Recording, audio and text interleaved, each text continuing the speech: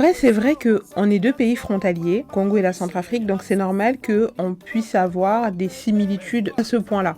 Vous voyez, par exemple, on mange la même nourriture.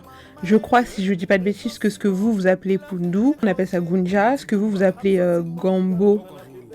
Attends, si je confonds pas avec les Ivoiriens, mais normalement vous appelez ça gombo, nous on appelle ça veke. Il y a plein de nourriture qu'on a en commun.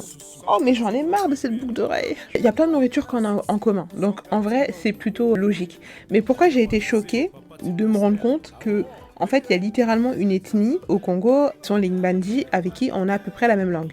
Si vous regardez les commentaires de ma première vidéo à ce sujet, à la base c'était une vidéo où je reprenais une chanson, et si vous allez dans les commentaires, vous allez voir qu'il y a beaucoup de personnes qui parlent lingala, qui sont choquées de se rendre compte de la similitude entre le sango, donc la langue de la République centrafricaine, et le lingala. C'est-à-dire qu'on a plein de mots communs. Bolingo, Mokonzi, Pembe, enfin Pembe chez vous c'est blanc, Pembe chez nous c'est les dents, Sambela, il y a quoi encore? J'oublie plein de trucs, Mafuta.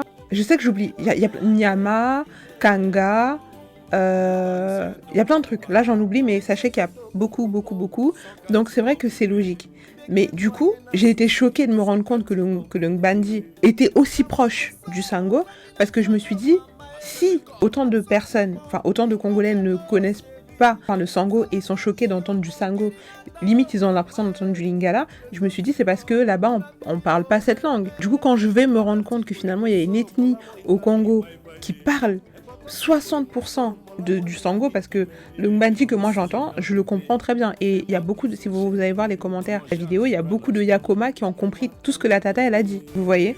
Donc moi par exemple je comprends à 75%, il y a des Yakoma centrafricains qui comprennent le Ngbandi à 100%. En vrai c'est logique. Il y a des gens dans les commentaires qui m'ont dit qu'il y a un village au Congo qui s'appelle Yakoma et les gens là-bas parlent Ngbandi.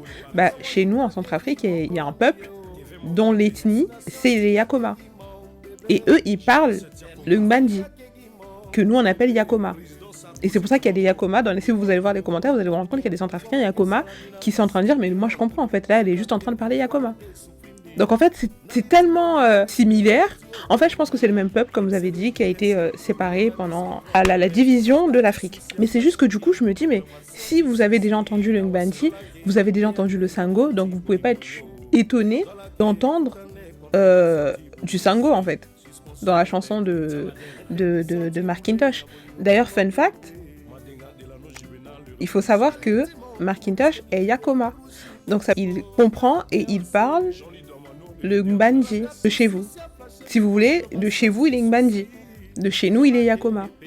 Donc il comprend. Vous voyez ce que je veux dire ou pas? Donc c'est vraiment incroyable. Et ce serait dingue, par exemple, qu'un jour, il chante